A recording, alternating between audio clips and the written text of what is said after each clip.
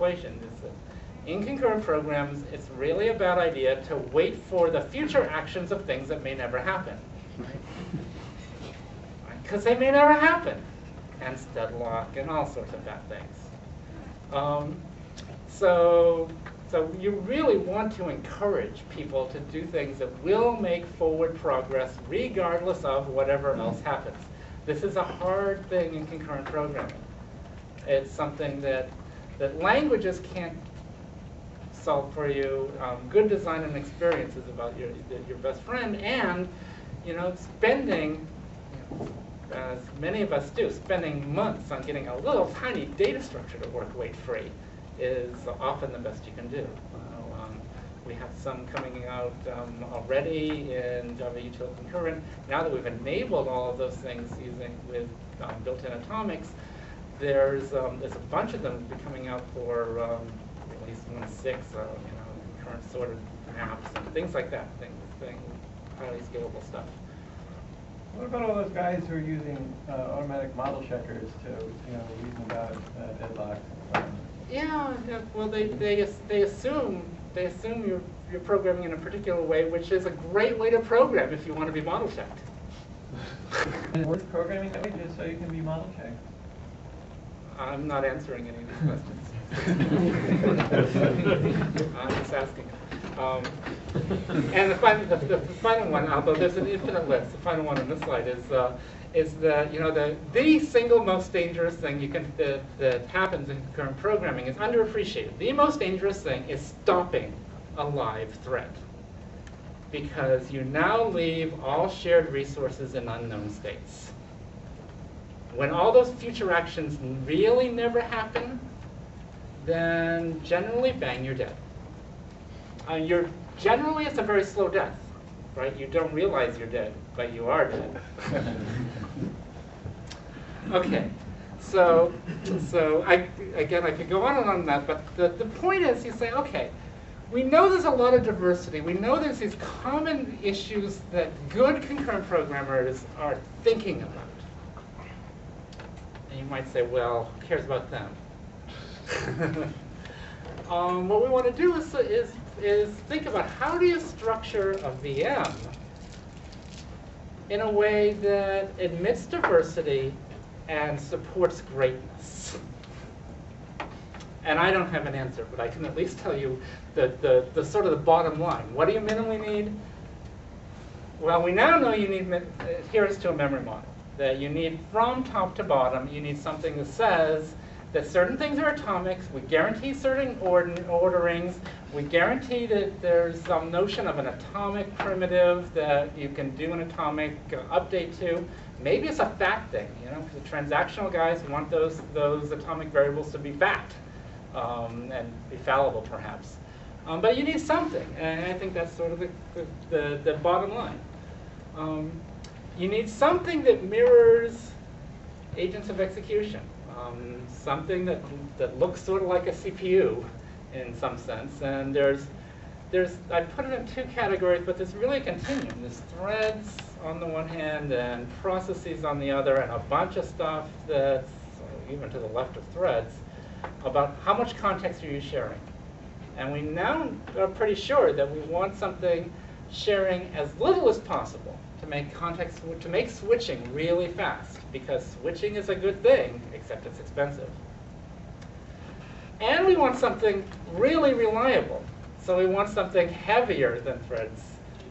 Isolates is the JSR 121 API that basically is isolate equals process with an API.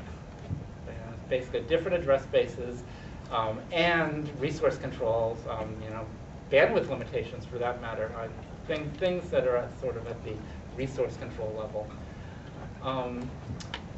Threads per se, isolates per se, or processes, it almost doesn't matter, but you do need to admit that continuum exists and provide at least several points on it. Beyond that, binding control, threads, isolates, processes, tasks are containers. They have scopes. They say what's going on. And in fact, it's the stuff that makes them work. And they haven't been treated as first-class citizens. You don't want to expose them as first-class citizens. I don't have good answers. This is something that is more interesting because when Cliff talks tomorrow about things like speculative execution, hardware is doing rollback these days. You'd like to be able to model that at some layer. If not, people just can't write great concurrent programs. And you know, there's just as many great concurrent programmers as there are great VM implementers. Probably not many more, right? But you guys make a big difference, and us guys make a big difference.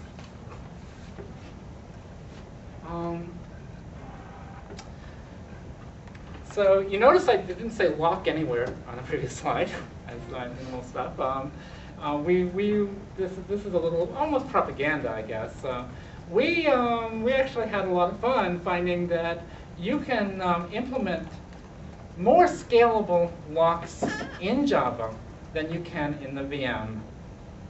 No, can is the wrong word. We did implement in Java locks that were more scalable than those in the VM at the point we made them. And the reason is we were writing in a managed language. In particular, writing in a garbage collected language. There's this great affinity. And the reason so many people are excited these days about Java stuff in the theory world is all these non-blocking algorithms become implementable if you have a garbage collector. So all these C guys who are doing it and hacking it in assembly, you know, they just weren't winning. And so if you can write in a garbage collected language, you can support higher performance queued locks than the VM is likely to be able to do. Okay. Is that a way of saying that the garbage collector is the universal synchronization mechanism? Yeah. It's a fine way to think about it. Yeah. Couldn't you use, I think in situations where you have to use the garbage collector, couldn't you also get by with speculative loads so that the load that you're going to discard just turns out to not But you're fail? forcing me to lie. Remember I said you'd never see these slides? So 10 more minutes. So there's an example. This is Oh, you have to do a side effect. Hmm? You have to do a side effect if you don't care about No, it.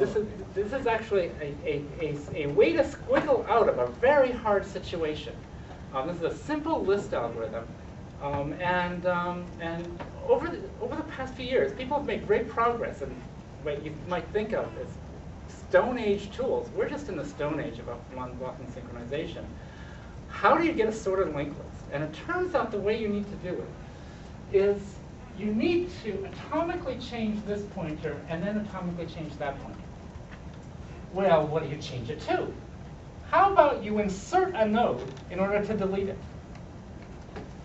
Well, that's a good idea, but don't try that in C because you'll never be able to collect it.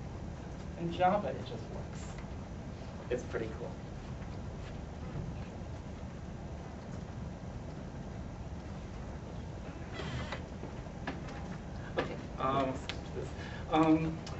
Some of the challenges, well, the challenges of turning these from flaky ideas into something real is the whole VM borderline and extensibility issue. Is who's supporting things like locks? Is it the layer that's written in C or whatever, or is it the layer that's written in Java, which is classically called a library?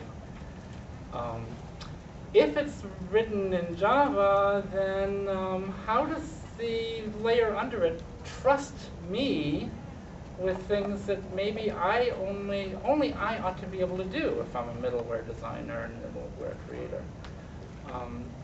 This is a far-reaching, difficult issue. In fact, if there were more middleware people in this workshop, more of us would be saying almost the same thing in different words, is that trusted middleware is a hard issue for us, and we need it solved. Concurrency is a good place to demonstrate it, where there's some things that you'd like to be able to do, Like, we'd like to be able to, if there were hardware support for versioned objects, we'd like to roll them back for you. Well, you got to trust us to do that and give only us the API that would do that.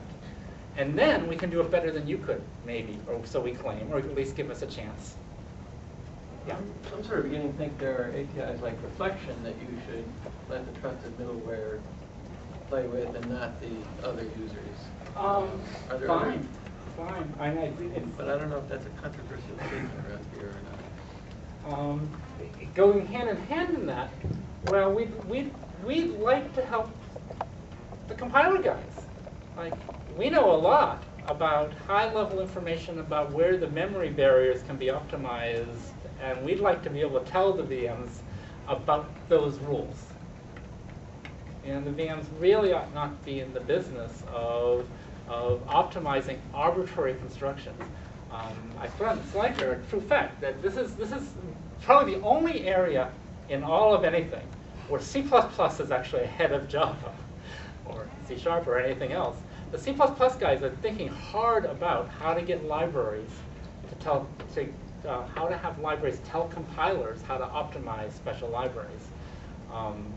Really important in scientific computing and also in concurrent programming. Yeah. You're advocating that we're moving the functionality from the VM up to the libraries. And one of the problems I have with that is it's one of these bizarre cases that I hate. That's Stack Overflow. How can you safely? The good thing I've learned building the VM is that I'm able to handle the Stack Overflow for locks, etc., in a safe way within the VM. But how can you, as a library, be able to handle that if you don't tell the VM what you're doing? If all this were easy, we would have done it already. Yeah, there are cases where you can't trust the library to do something even though you wish it to do so. The hard question is here: where does a VM even end? Right? Especially in these, if you're building for extensibility, and some of the VM is intentionally written in Java. The jalapeno Jikes people have thought about this for a long time, but they don't seem to give anybody any real good guidance about solving it in a principled way. That sounded nastier than I meant. I mean, ideas would be welcome. There's all sorts of other issues. If you're doing a VM, building a VM, there's all sorts of little itty-bitty hardware system stuff that you want to support the best you can, and it's a real art form that often is like lots of API arguing about doing a good enough job. So, one of the things we found when doing JSR 166 was, at first we thought, oh my God, this is the LLSC camp and the CAS camp, and how are we ever going to cope? And we found out that coping was easy. LLSC, as it turns out in practice, is almost only useful for doing compare and set. There's very few other things that anybody would want to do with it that would cause them not to use Java. And so, it's case closed. On the VM side, VM's got to be built so that they don't preclude people from doing something good. So all VMs these days do things that would make it at best sleazy and complicated to do Java level locking. Bits and headers, all sorts of displaced headers and so on. A million little things that would cause Java to be difficult to support this sort of open-ended extensible model, at least as VMs are currently built. All but one. I implemented a thread system, and if I had CAS as a primitive, you would have just seen it all right there from Java. Really? Yeah. I like this guy. A lot worse just in the end. No, that'd be great. That'd be great, except that you need to export that API only to those of us building locks, not that's not right. my. We don't let anyone else look at it. Yeah, you don't want to export that to my little sister, right? You just want to export it to me. You also need an API, and you need to decide how you're going to start and stop your threads. And I can't give you one of those. I don't have a good answer for that. Yeah. As I said, this is a one idea talk. The idea is get people to discuss where the borders of VMs are, whose responsibility it is to do things, and how to support. We had discussions earlier today that everyone was sort of afraid of concurrent programming. And believe me, there's wonderful, beautiful stuff that people do every day. The consumers of my APIs are some of the smartest people I know. Most of them, many of them, are within 30 miles of me. Wall Street is full of people doing way clever middleware built on top of the concurrency software. Way clever middleware, yeah. There's quite a lot of interest in hardware support for transactions these days. It's a really hard problem, but if something like that existed, what layers do you think would benefit most and which would not benefit? Right.